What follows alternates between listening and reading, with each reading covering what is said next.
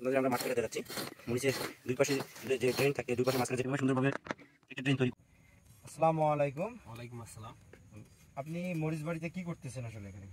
আমি মরিচ বাড়িতে ঘাস নিরাইতেছি। ঘাস নিরাচ্ছেন? হ্যাঁ। এটা কি ঘাস আর কি? এটা আসলে কেল্লা ঘাস আছে, অনেক ধরনের ঘাস আছে। অনেক ধরনের ঘাস আছে, এটা আগাছা পরিষ্কার হ্যাঁ, করতেছেন আর কি। হ্যাঁ। তো এইটা পরিষ্কার করলে কি কি উপকার হবে? এটা পরিষ্কার করলে মরিচ বাড়িটা সুন্দর দেখা যাবে। আচ্ছা। তারপর মরিচে হ্যাঁ। সুন্দর হবে, গাছ ভালো হবে। আচ্ছা আচ্ছা। পোকা আসবে না, অনেক উপকার আছে। মানে গাছে তখন ফসলটা আরো ভালো হবে। হ্যাঁ, ভালো হবে। সারটা ভালো করে পাবে। হ্যাঁ হ্যাঁ, সার ভালো আচ্ছা, হবে। আপনি এটা দিয়ে কি করতেছেন একটু দেখেন। এটা দিয়ে নিরাইতেছি। ও আচ্ছা আচ্ছা। এটা নিড়ানির কাজে ব্যবহার করা হয়। এটা নিড়ানির কাজে ব্যবহার করা হয়। হ্যাঁ হ্যাঁ। এভাবে আপনি নিড়াবেন আর কি। হ্যাঁ হ্যাঁ। এই পুরো ক্ষেতটা এভাবে নিড়াবেন। হ্যাঁ। আচ্ছা, এইভাবে পরিষ্কার করেন দিকে আমরা একটু দেখি কিভাবে। এই যে এভাবে দর্শক শ্রোতা, আপনারা ক্যামেরার কাছ থেকে দেখেন, আমরা দেখাচ্ছি আপনার। উনি হচ্ছে নিড়ানি যন্ত্রটা ব্যবহার করে মরিচ বাড়ি পরিষ্কার করতেছে, আগাছা পরিষ্কার করতেছে।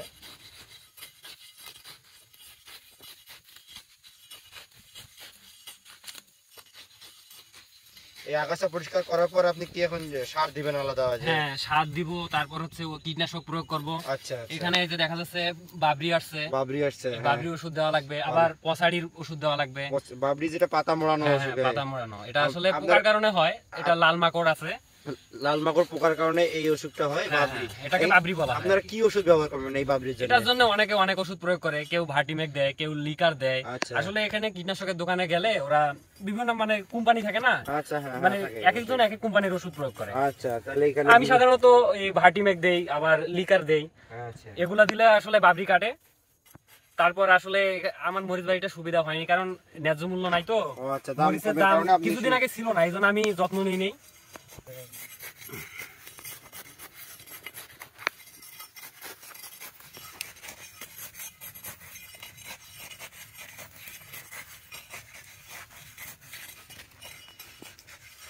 আসলে মরিচ বপন করার পর এই নিড়ানিটা আসলে দেওয়া লাগে কখন? আমরা এই যে কথাটা আপনার কাছে জানতে চাচ্ছি। এটা আসলে নিড়ানি দেওয়া লাগে যখন দেখা যাচ্ছে এই ঘাসগুলো মানে বড় হয়ে যাচ্ছে, যখন দেখা যাচ্ছে মরিচের গাছের তুলনায় ঘাসের পরিমাণ বেশি, তখন আসলে এটা নিড়ানি দেওয়া দরকার। আচ্ছা।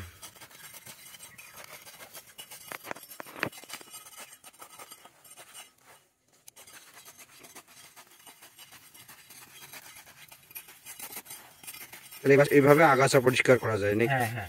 তাহলে যাদের এরকম আগাছা হবে তারা এইভাবে আগাছা পরিষ্কার করবে নিড়ানি যন্ত্র। এটা আসলে দুই ভাবে মরিচ চাষ করা যায়। একটাতে আসলে এই নিড়ানি এত দেওয়ার প্রয়োজন হয় না, যেটা হচ্ছে মালচিং পদ্ধতি। আমি মালচিং পদ্ধতি করি নাই। কেউ যদি মনে করে যে আমি মালচিং পদ্ধতি করব তাহলে করতে পারে, তাতে আসলে এই নিড়ানিটা এত দেওয়া লাগবে না, এত কষ্ট করে নিড়ানো লাগবে না।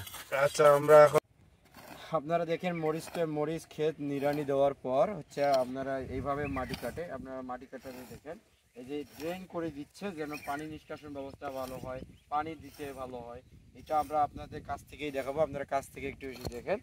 এই যে ড্রেন করতেছে, এটাকে নিড়ানির পর করে থাকে। মরিচের ক্ষেত এভাবে আপনারা পরিষ্কার করার পর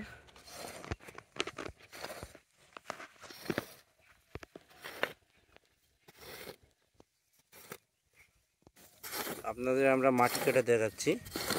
মরিচের দুই পাশে যে ড্রেন থাকে, দুই পাশের মাঝখানে যে ড্রেন থাকে, সেই ড্রেন তৈরি করার সিস্টেম দেখাচ্ছি।